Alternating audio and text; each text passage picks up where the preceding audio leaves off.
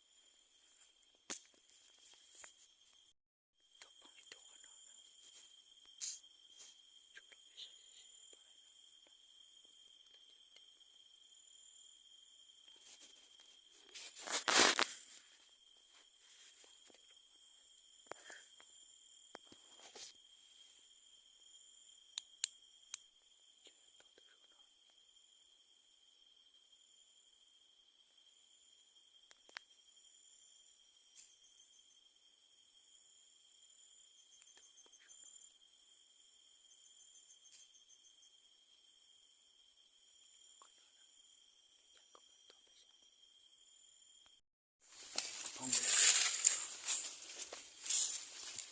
องเราเลย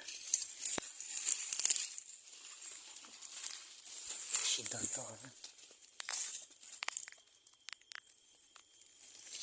เราต้องต้มขูดปกตินะ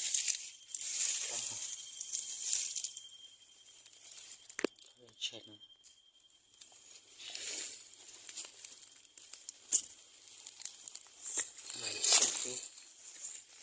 ขู่เขาตื่นนะ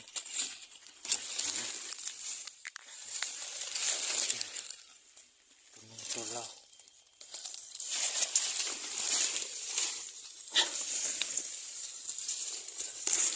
ได้ตัวผู้เนาะยังตัวนี้เดี๋ยวไปเก็บตัวแม่ก่อนได้2 ตัว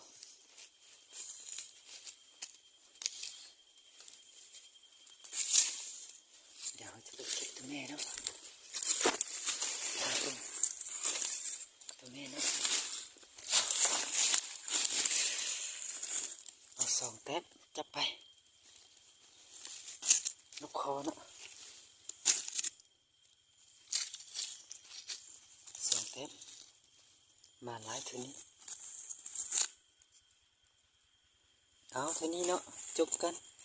2 แต้ม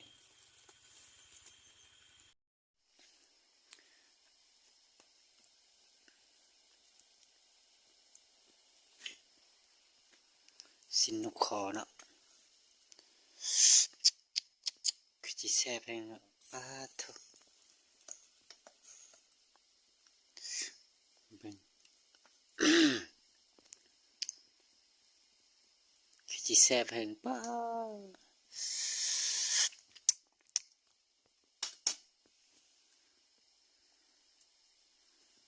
แต่งได้เรียบร้อยแล้วกันอย่างตัวนึงยังไม่ได้แต่งเกียมพร้อมมืออื่นเนาะ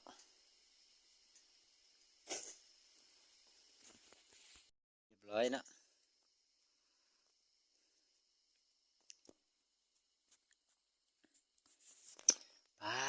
แซ่บหลายแซ่บหลายคุ้มค่าคุ้มค่าพอดีฮ้อนๆเลยป้าเถอะมาเอาสิกินวันนี้เอากินน้ำกัน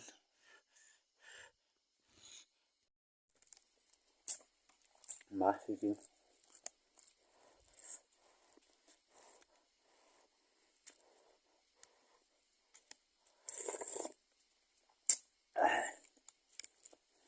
แซ่บเลยเพิ่มไม่น้อง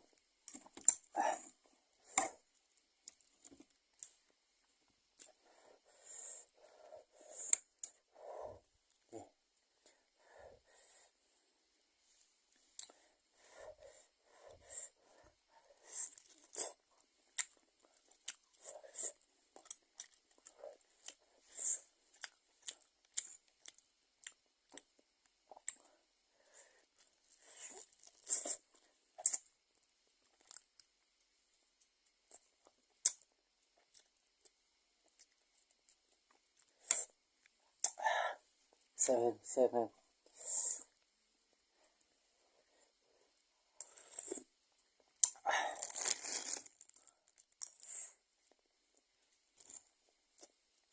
คุ้มค่านะคืนนี้นะ